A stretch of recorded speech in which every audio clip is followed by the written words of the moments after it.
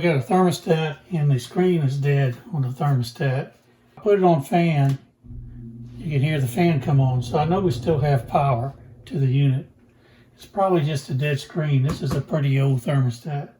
So to get it off, you just pull it like this, and that exposes you to the back plate, the wall plate.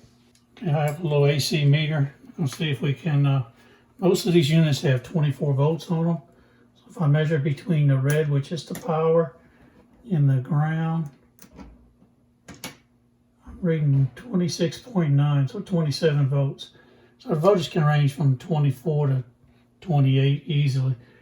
So I need to go turn the power off, and then we'll take this back plate off and install a new one.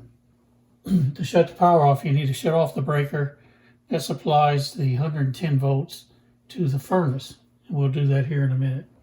Okay, we're at the panel with the breakers that control the furnace. This house actually has two furnaces. There's one here, and we're going to turn one off and see if we got the right one. So all we need to do is turn the breaker off, and we'll go check and see if the power's off. Okay, we're back inside, and let's go ahead and check our power. I'm checking between the RH, which is the power coming in, and the ground, and we got 0, so we know we got the power off. Now this is a 4-wire system. You got a red, white, yellow, and green, and then you have a jumper on your red. That's important to note because that's going to determine a switch setting on the new thermostat.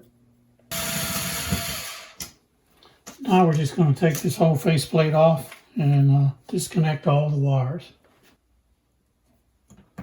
What I'm doing is straightening all the wires back out because the new thermostat, they're just going to plug in because it doesn't use terminal screws.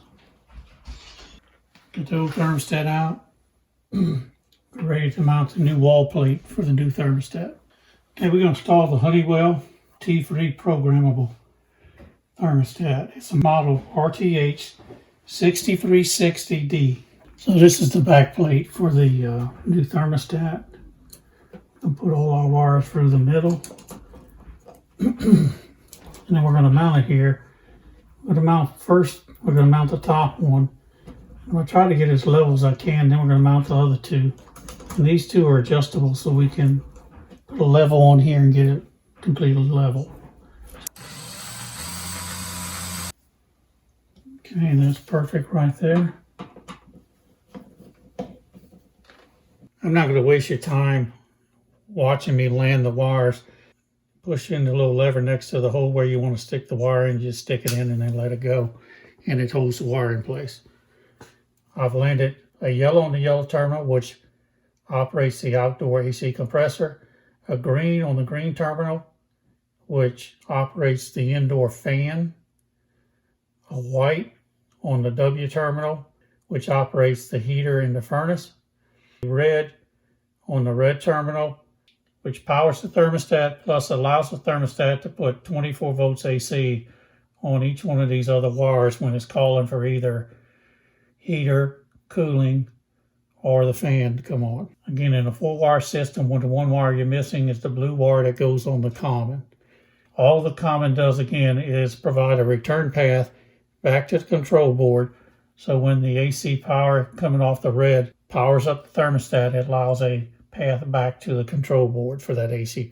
Last thing we need to make sure of is this blue switch is in the right position.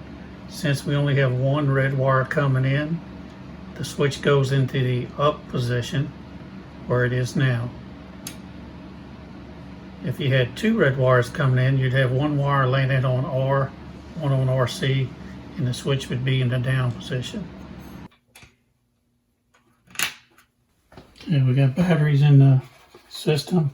So to plug it in, just kind of hook it on top here and push down onto the wall. And now the unit's ready to be programmed. I'm going to turn the power back on and we're done.